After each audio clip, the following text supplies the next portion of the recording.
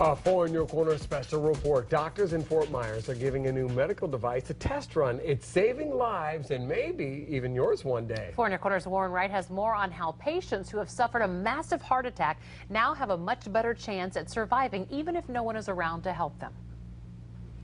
If someone has a bad enough heart attack, their heart is so damaged they have to get a pacemaker, but they can't get it done right away. They have to wait at least 40 days before the surgery.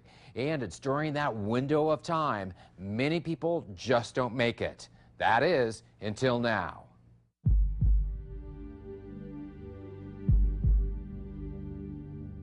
I didn't think I would never need it. You know, I wore it for a couple weeks before it ever went off. And when it did go off, it shocked the heck out of me. So it was like, literally. Tyler Harris almost didn't live to see the new year. That's why he's so grateful to his nurse practitioner who convinced him to test out a new medical device. It's called a life vest. Instead of their family planning a funeral, they got to plan Christmas dinner. Tyler suffered a heart attack December 1st that damaged his heart muscles so completely he was going to need a defibrillator implanted into his chest. But medical guidelines require you wait at least 40 days for the surgery. There's a chance the patient could heal on their own with the help of medication.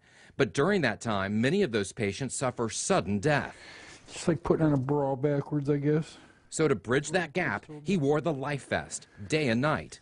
With sensors, it monitored his heart, and there are paddles to initiate a shock if necessary. If it's not in contact with the skin, you'll have a red mark like that.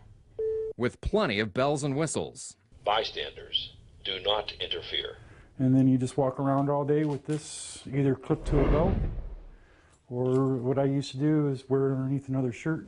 Call ambulance. You were very responsible. You wore it all the time. Every time except for when I was in the shower, and it was hanging right there for as soon as I dried off, it went back on because that's how they tell you to do it. If it wasn't for this, I probably wouldn't be around because no one was actually around me or with me at the time it went off. That's because Tyler was driving his truck on a remote stretch of road in Buckingham just 2 weeks after his first heart attack. He felt dizzy and pulled over, and then the life vest took over. Next thing I know, I just felt like an electrical current, real light, go through my body, and a couple minutes later, I was back coherent. Not far from his house, Tyler thought he could make it home, but it happened again. Losing consciousness, he rolled his car into a ditch. I got out of the truck and I was sitting on the bank of the ditch calling 911. And the box started talking to me, bystanders, please stand clear. And I'm sitting there and I'm hitting the override buttons, and next thing I know, it shocked me. I mean, it was like, whoa. Thrown by the force of the jolt, he struggles in the grass. I'm yelling to the 911 operator, keep talking to me so I could find my phone so, you know, I could tell him what was going on and where I was at. Soon after, the doctors reviewed the monitor recordings. The heart is fibrillating, which means it's not pumping blood, and if this continues, the patient will die. This is when the alarms start. You can see here where the vest gives a treatment at 150 joules to shock him out of the rhythm. Here you have no pulse, there's no blood beating through the body. Here's the return of his pulse.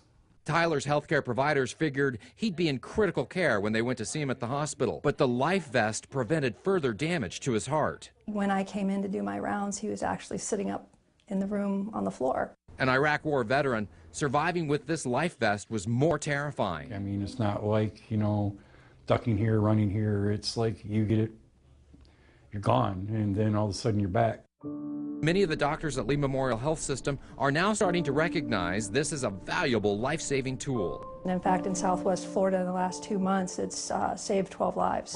And for Tyler, he's just glad he was one of the first to use it. An eye-opening experience because it's a life-changing experience.